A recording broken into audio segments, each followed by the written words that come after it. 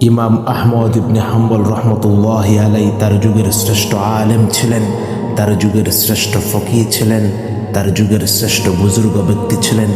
ইমাম আহমদ ইবনে হাম্বল রহমতুল্লাহি আলাই দেশ থেকে দেশান্তরে হাদিস অন্বেষণে, ইলম অন্বেষণে ঘুরে বেড়াতেন। ইমাম আহমদ ইবনে হাম্বল রহমতুল্লাহি আলাই এক অঞ্চল থেকে অন্য অঞ্চল চষে বেড়াতেন শুধু ইলম অন্বেষণের নেশায়, হাদিস অন্বেষণের নেশায়। ইমাম আহমদ ইবনে হাম্বল রহমতুল্লাহি আলাই তেমনি একদিন এক অঞ্চলে যখন হাদিস অন্বেষণ করতে করতে, ইলম অন্বেষণ করতে করতে যখন রাত হয়ে গেল, ইমাম আহমদ ইবনে হাম্বল রহমতুল্লাহি আলাই এক মসজিদে মাগরিব এবং ইশার নামাজ আদায় করলেন।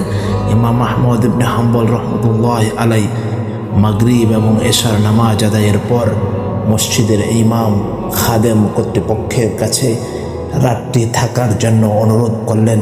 ইমাম আহমদ ইবনে হাম্বল রহমতুল্লাহি আলাইকে তারা চিনতে পারেনি, কারণ ইমাম আহমদ ইবনে হাম্বল রহমতুল্লাহি আলাই তার যুগের শ্রেষ্ঠ আলেম হওয়া সত্ত্বেও, তার যুগের শ্রেষ্ঠ মুহাদ্দিস হওয়া সত্ত্বেও, তার যুগের শ্রেষ্ঠ ফকিহ হওয়া সত্ত্বেও, তার যুগের শ্রেষ্ঠ বুজুর্গ হওয়া সত্ত্বেও ইমাম আহমদ ইবনে হাম্বল রহমতুল্লাহি আলাই নিজের পরিচয় দেয়নি, বরঞ্চ ইমাম আহমদ ইবনে হাম্বল রহমতুল্লাহি আলাই নিজের পরিচয় দেওয়া থেকে বিরত রেখেছে।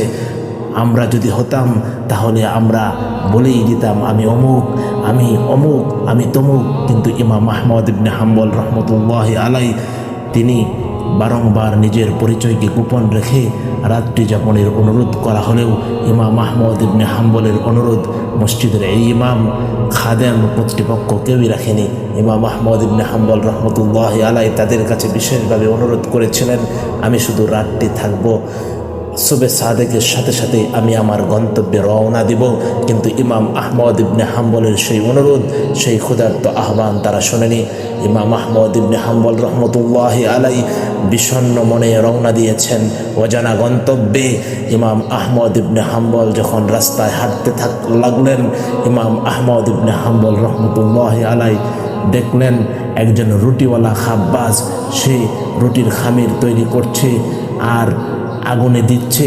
ইমাম আহমদ ইবনে হাম্বল রহমতুল্লাহি আলাই এই দৃশ্য দেখে সামনে অগ্রসর হয়ে বললেন, ভাই রুটিওয়ালা, আমি তোমার সাথে কি রাতটি পয়ে দিতে পারি?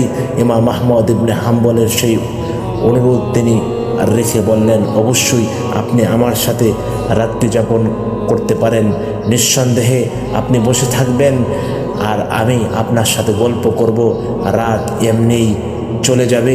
ইমাম আহমদ ইবনে হাম্বল রহমতুল্লাহি আলাই রুটিওয়ালা যুবকের কথায় সেখানে বসে পড়লেন এবং ইমাম আহমদ ইবনে হাম্বল রহমতুল্লাহি আলাই তার কথায় আশান্বিত হয়ে যখন রুটিওয়ালার সাথে বসে গল্প করছিলেন, তিনি দেখলেন রুটিওয়ালা রুটির খামির তৈরি করছে আর মুখে যেন কি বিড়বিড়িয়ে পড়ছে।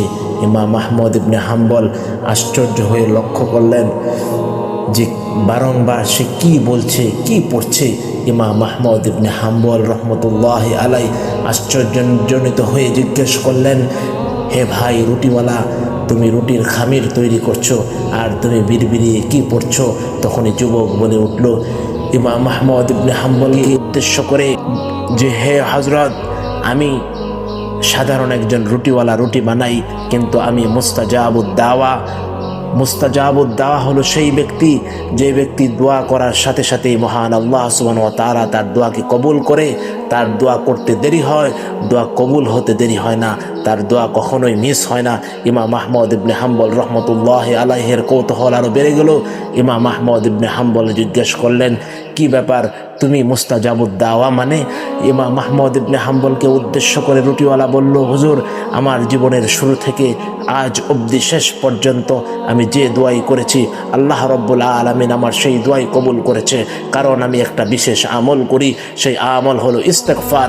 এই যে দেখছেন আমি বিড়বিড়িয়ে পড়ছি, তা হলো ইস্তেগফার। আর ইস্তেগফারের বদৌলতে আমার রব আমাকে মুস্তাজাবুদ দাওয়া বানিয়ে দিয়েছে। ইমাম আহমদ ইবনে হাম্বল বললেন, তুমি জীবনে যাই দোয়া করেছো সেই দোয়াই কি কবুল হয়েছে? যুবক বলল, হ্যাঁ সেই দোয়াই কবুল হয়েছে, তবে হুজুর এখন অবধি আমার একটি দোয়া কবুল হয়নি। ইমাম আহমদ ইবনে হাম্বল রহমতুল্লাহি আলাইহি বললেন, কি বলো, তুমি না বললে মুস্তাজাবুদ দাওয়া, তাহলে তোমার কি দোয়া কবুল হয়নি?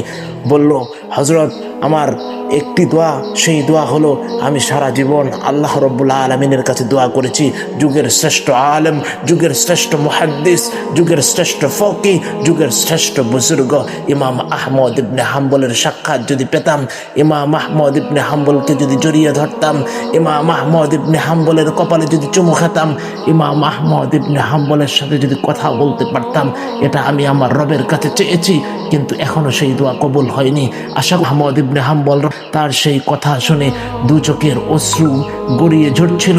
ইমাম আহমদ ইবনে হাম্বল রহমতুল্লাহি আলাইহি আবেগ আপ্লুত হয়ে পড়লেন। ইমাম আহমদ ইবনে হাম্বল রহমতুল্লাহি আলাইহি বলে উঠলেন, হে যুবক, তোমার সামনে যে লোকটি বসে রয়েছে সেই ইমাম আহমদ ইবনে হাম্বল।